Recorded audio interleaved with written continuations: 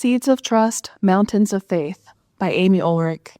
Now to him who is able to do immeasurably more than all we ask or imagine, according to his power that is at work within us, to him be the glory in the church and in Christ Jesus throughout all generations, forever and ever. Ephesians chapter 3, verses 20 through 21.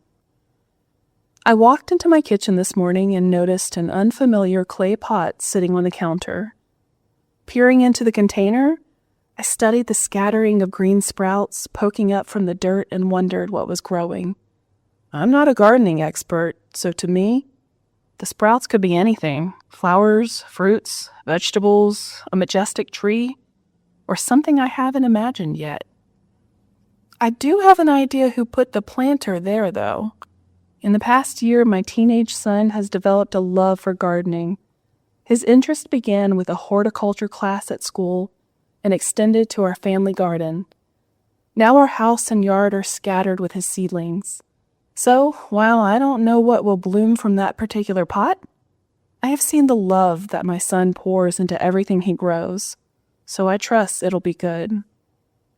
This tiny mystery in my kitchen makes me think of Matthew chapter 17, when Jesus' disciples asked him why they hadn't been able to heal a boy who needed help.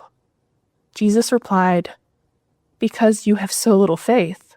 Truly, I tell you, if you have faith as small as a mustard seed, you can say to this mountain, 'Move from here to there,' and it will move. Nothing will be impossible for you." Matthew chapter 17, verse 20. When I've read that verse in the past, I focused on the mountain moving bit. Like the disciples, I fixated on big outcomes, miracles I wanted to see and prayers I begged God to answer. Instead of cultivating faith, this can make me anxious and impatient, my prayers echoing the disciples' questioning.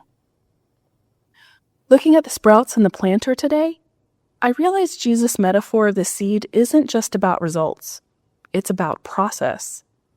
Faith is less about achieving the what and more about trusting the who. When I stay rooted in God and trust that the master gardener is at work, everything changes. God enters in to cultivate, prune, and grow something beautiful. In my life, I've seen miracles of provision, endurance, and hope, mountain-moving times of relationships restored, unexpected opportunities, healing, and growth that transform my petitions into worship of the one who works within us to do exceedingly more than we can ask or imagine. I love picturing God smiling down at us as my son does his seedlings. Even when the first green shoots are all that's visible, God knows what's growing and has a vision for what's to come. So, I'll keep watching that little pot on my counter, excited to see what blooms. And I pray for faith to see my life like that seed, possible of anything when I'm in the wise, careful care of our loving Master Gardener. Questions for reflection. What seed of faith is God planting in your life right now? Are there areas where you feel uncertain or impatient?